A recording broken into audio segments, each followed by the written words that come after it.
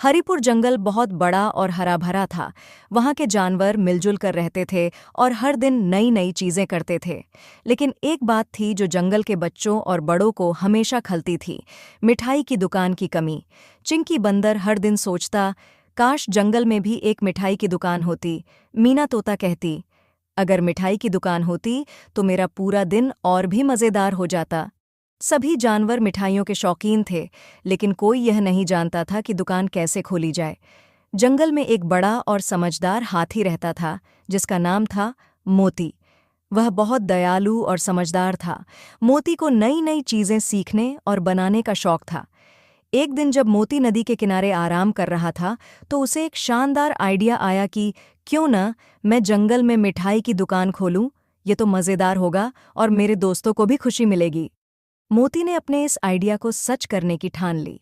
उसने जंगल के ताज़े फल, शहद और गन्ने का इस्तेमाल करके मिठाइयाँ बनाने की योजना बनाई।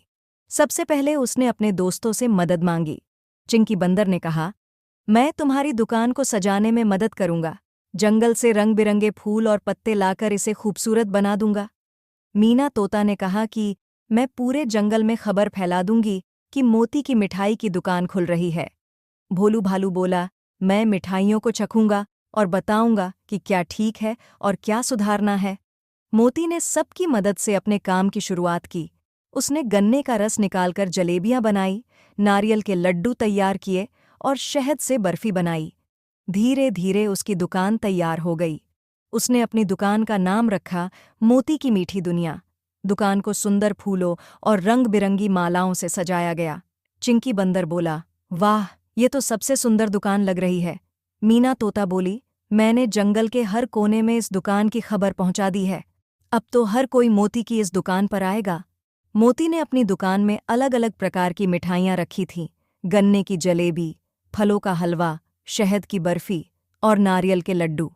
जंगल के सभी जानवर, खासकर बच्चे, दुकान देखने और मिठाइयाँ चखने के लिए पहुंचे।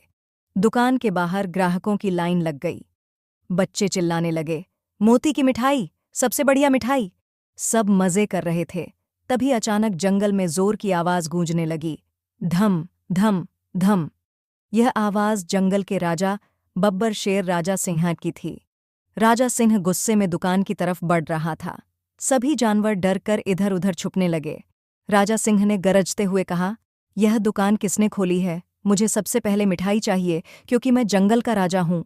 सब जानवर डरे हुए थे, लेकिन मोती डरने की बजाय मुस्कुराया। उसने राजा सिंह से कहा, राजा जी, ये दुकान सबके लिए है।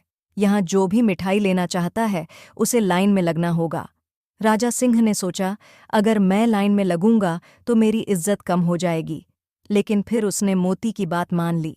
राजा सिंह ने कहा, ठीक है, मैं लाइन में लगूंगा, लेकिन अगर मिठाई मुझे पसंद नहीं आई तो मैं यह दुकान बंद कर दूंगा। मोती ने राजा सिंह के लिए नारियल के लड्डू और शहद की बर्फी तैयार की। जैसे ही राजा ने पहली बर्फी खाई, उसकी आंखें चमक उठीं। राजा सिंह ने कहा, वाह, यह तो बेहद स्वादिष्ट है।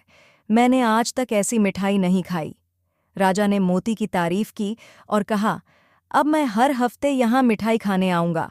तुमने जंगल के लिए बहुत अच्छा काम किया है। मोती की दुकान जंगल में मशहूर हो गई।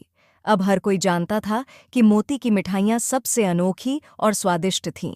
बच्चे रोज दुकान पर आते और अपनी पसंदीदा मिठाई खाते। चिंकी बंदर बोला, अब तो हर दिन इस दुकान पर खूब मस्ती होगी। मीना तोता ने भी कहा, मोती ने सच में हमारा सपना पूरा कर दिया। मोती ने अपने दोस्तों का शुक्रिया अदा किया और कहा, अगर सब मिलकर काम करे तो हर सपना पूरा हो सकता है।